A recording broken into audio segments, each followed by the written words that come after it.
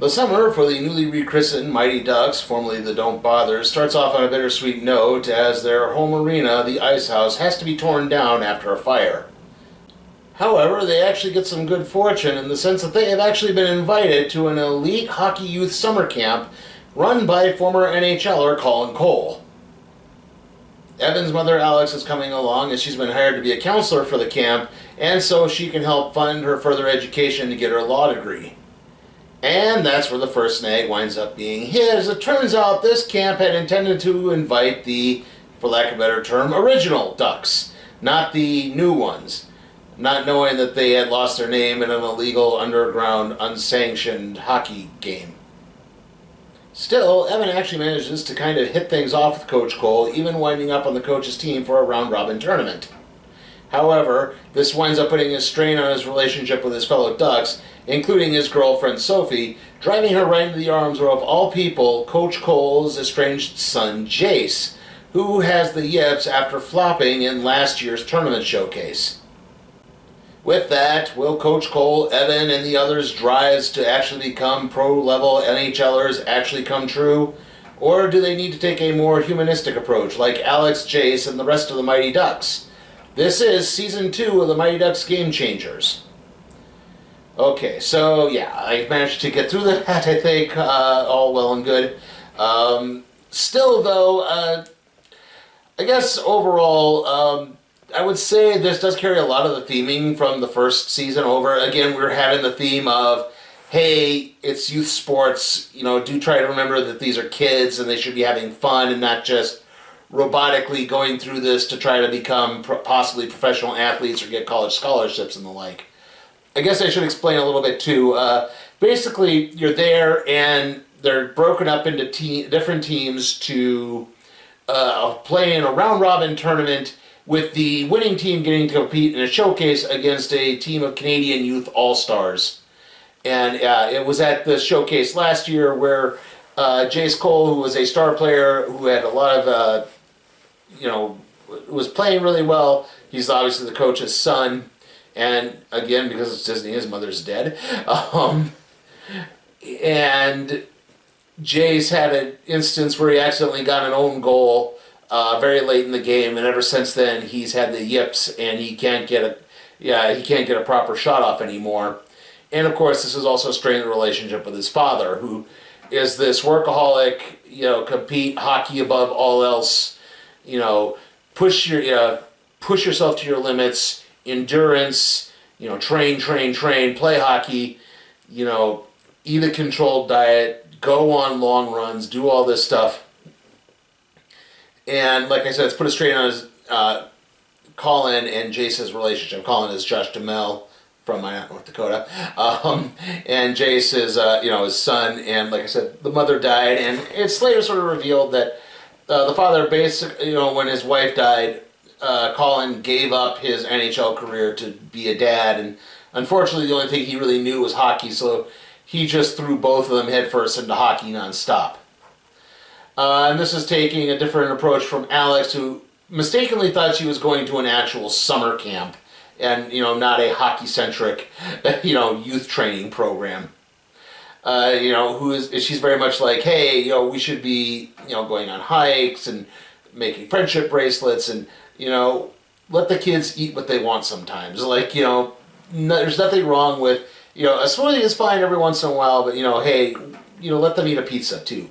Let them eat some ice cream. And, this winds up causing a bit of obviously it causes some tension, also because Coach Cole and Alex are, attracted to each other because they play up that angle as well. And from there, they are, so anyway, I'm trying to focus on this as much as I can here. They're playing up that angle, though admittedly there are some times where Coach Cole lets the veil down a little bit and you still see the struggling dad. He admits that's, sometimes he goes down and he eats a whole bunch of the ice cream they have saved up for the end of the camp and stuff like that. So, there's a little bit of that here and there. And sort of from that, Alex winds up getting to coach one of the teams because of a health emergency of some type. and they wind up christening themselves the Mighty Ducks. And instead of taking a bunch of all-star players, they take a bunch of, because there are rankings at the camp too. They wear basically Fitbits that track their effort and everything, and you're supposed to go up the rankings. And she winds up taking a lot of the, she winds up taking a lot of the Ducks, and then she takes a few, because not all of the Ducks came along. Logan, the heartthrob player from the first season who didn't know how to properly skate even though he was Canadian, and I can't remember her name. She was the LARPer. She's not. They aren't there, so they in turn get replaced by an exchange a student from Alaska who's like who basically got there because she was like the only reasonably good hockey player in her village. And the brother, Cody Lawrence, who's nicknamed Fries because he is the little forgotten brother of the star player at the camp who's named AJ Lawrence, who winds up being Evan's teammate on Team Dominate. And yeah, I guess that's the other angle with this too, is Evan he buys very much into Coach Cole's philosophy and thinks he's got to just dedicate everything to hockey and not pay attention to everything. And this winds up rubbing really wrong with Sophie because she sees a lot of what sort of alienated her from her parents in the first season. If you remember, her parents were very like, do everything hockey, do everything this, do everything that. They're still kind of doing that, in that they send her a PSAT book, which is weird. You should be taking the ACT, not the SAT, but I digress. She should be, it's like, you got to study, you got to do this for college, you got to do this, you got to do this. You got to throw yourself into every activity possible. And instead of stopping to have fun, you have to do it because it's work. And it starts rubbing her the wrong way. And they don't really have like a big blow-up fight, but finally she just kind of pops and says, look, I can't deal with this anymore. If you want to go do hockey all the time, fine, go do that. And, as this is happening, she actually winds up bonding with Jace because, again, she could tell that he's struggling, and he shows her the clip of him scoring the own goal, and that his father didn't talk to him on the way home, and that they don't really have anything in common except hockey. And he wants to talk about his mother dying and stuff like that, and the father's just not. Coach Cole is just not into that at all. And but the funny thing is, Evan does all this. He actually winds up beating AJ Lawrence to become captain of Team Dominate. And, again, things seem to be going well, and it's like, and you can tell, like, Coach Cole respects him, but, eventually breaks to him, like, look, you're good, you might do okay, but, I don't know if you're necessarily going to make the pro. If you're thinking you're going to somehow vault yourself into an NHL career, you're undersized, you're good, but, you're a little bit slower, your shot's a little bit off on here, but you're maybe not just good enough. Like, you could be you could wind up being a journeyman player at best. Like, if you even make the league. So, he does break some, like, hard news to him, but still, yeah. And like I said, so that's, again, you're getting the idea of Evan, missing his friends because he alienated himself from them. And there's some struggles there, while also, again, still trying to pursue his dream of being a professional hockey player, even though that might not come true. I should point out, too, that the idea with the showcase game is you're showcasing yourself in front of NHL scouts, college scouts, Team USA, so forth. And so they're holding the tournament to determine which team actually gets to play in the showcase. And if you think I'm going to spoil it by saying the Ducks wind up winning this thing, this is the eye catch Disney Plus used for the final episode. Yeah. Anyway, basically, kind of what happens is, Alex, because she takes the more naturalistic approach, she tries, Jason and Sophie wind up getting together, and, Alex takes the team on a field trip to meet the actual Anaheim Ducks, and teaches Sophie how to use the Knucklepuck, and, again, starts trying to work with Jason, trying to show him that, like, there's more, trying to, get him to work with the team and everything. That's fine. And, And even though they dropped the first couple of games, they wind up winning out to get to the semifinals. They get to the finals to face, of course, Team Dominate. And that's kind of when things all hit the fan because Jace has started playing well. He slowly seems to have found his shot again, and things are going, everything's starting to come together, and now Coach Cole wants to trade Evan for Jace. Both sons find out about it. They are not happy, and they will not allow the trade to go through. And, kind of in the midst of this, so like I said, Coach Cole and Alex kiss a couple of times, and it seems like maybe they're setting up for a date, and, the team's like beginning to fall apart. At a pre-game banquet, they get into a big fight. There's also a running joke through the tournament as well, the round robin portion, which is that Rich Eisen is calling everything and he doesn't understand why. It's like, I'm calling a youth summer camp tournament for some reason, and it's like, it's even more bizarre when you think of the fact that, why is Rich Eisen calling this? Like, he was never really the hockey guy. When he was at ESPN, he wasn't. And obviously now he's with the NFL Network, and I think he always admitted he's way more of a baseball guy than anything else. Like, I've never seen him talk about hockey that much on his show. Like, I think he's had a few hockey guests on here and there, but it's like, again, you're ESPN, you're Disney, you own ESPN. You couldn't have used Steve Levy, who's a hockey guy. John Buccigross is a hockey guy. I mean, Buccigross is based out of Los Angeles. You could have just gotten him to be on the show. But still, it's sort of the running joke that, why is there a professional announcer for this thing? No one had to have a professional announcer called this. And it turns out, after they have a bit of a bonding moment between both teams, they admit that they just don't want to play, and so they decided instead to combine teams to face Team Canada. And I guess this is the other kind of big spoiler that the Canadian team is coached by Coach T, the former disgraced coach of the original Ducks, who got fired after losing the team name and having a big meltdown. He got blackballed in Minnesota, so now he has to live in Canada. He's not happy about it. To the point that he openly insults Canada in front of the Canadian players, and they just go along with it for some reason.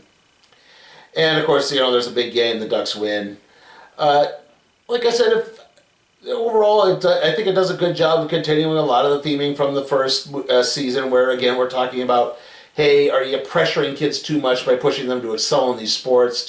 Shouldn't we be telling them to have fun? But at the same time, it's like, well, if you can get a college scholarship and pay for schooling and stuff like that, would it not help them a bit more? Especially since hockey itself is a very expensive sport to get into. I mean, it's a very expensive sport, I mean, all that equipment costs a lot of money. Seriously, Google the price of hockey skates.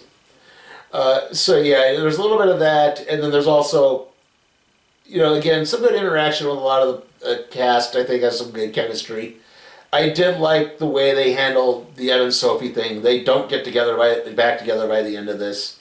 They just acknowledge, hey, this, there's not a big blow-up fight or anything. There's not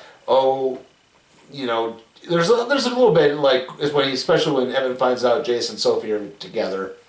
He's a little jealous, but he's not plotting or trying to destroy anyone. It's just he focuses more and more and more on hockey. So, there's a little bit of that. I think that works really well.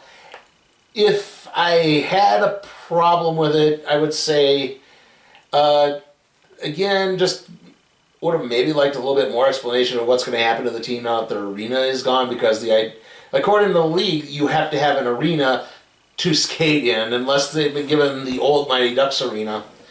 They're not going to have and I guess maybe they're planning that for a possible season 3 if there is going to be one. I don't know. And again, the idea of starting again, I certainly respect the fact that child actors should not be overworked at all. So, if there was some reason why the other 2 cast members couldn't be on there in this, that's fine. But I would have maybe liked a little bit of an explanation in story as to why they weren't there. Instead, it's just they're just not there and not even mentioned at all. So it's like you couldn't have just had one little put in line where you say like, oh, you know, Logan and the other one, I think her name was Margaret, I may be wrong on that, like, oh, Logan and Margaret couldn't make it, you know, Logan's, you know, maybe he has to move back to Canada with his dad or something, or, yeah, just something like, wouldn't have hurt. I don't think it would have been too bad. And, you know, I would say this too, it definitely helps all these episodes are only half an hour long, especially since I've been covering so many hour-long shows. Getting ones that have been, you know, been a half an hour long have really helped a lot too. But, like I said, if you like the first season, you're going to like this one. It's fun overall. There's some weird scenes in it that kind of, you know, look, like I said, they're a little off, but admittedly that could just because I'm a 4-year-old guy watching a show that's clearly designed for teenagers, but still, or teenagers, I should probably say, 10 to 12-year-olds. So yeah, there's a scene at a lake where everyone's swimming that's a little odd, if you catch my drift. But still, like I said, overall it's still very enjoyable. I'm going to give Season 2 of The Mighty Ducks Game Changers a B. I would probably have watched the first season before this. I wouldn't jump cold turkey into it, but still, you get a good beat on the characterization and everything. It's just, again, certain aspects kind of gnaw at me sometimes. Morris, what happened? What? I thought you were demanding to be traded. Yeah, well, turns out there's only 2 teams in this league, red and blue. What? So it's not like I had a whole lot of options, which is why I'm getting me an agent and I'm jumping ship to the NHL. Murph, you are exactly 3 inches tall. Maybe so, but I wear big skates. And you know what they say about guys with big skates? Ah, oui, I'm aware, my friend. Okay, I'll be Wayne Gretzky, you be the goalie. Try keeping the puck out of the net for a change.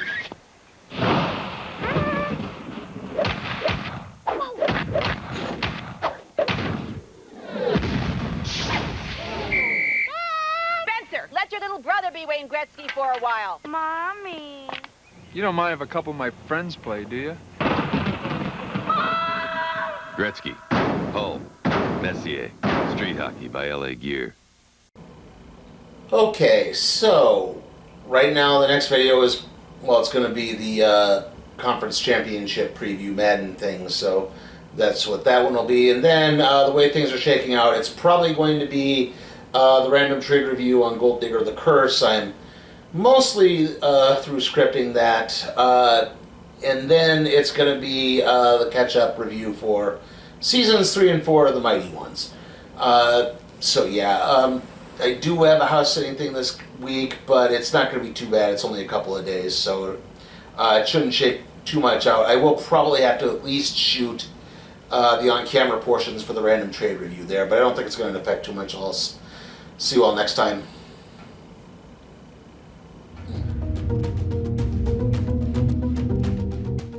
Hey guys, remember you can request a movie or a television series for me to review at my Patreon at patreon.com/CPTime for Cat Productions.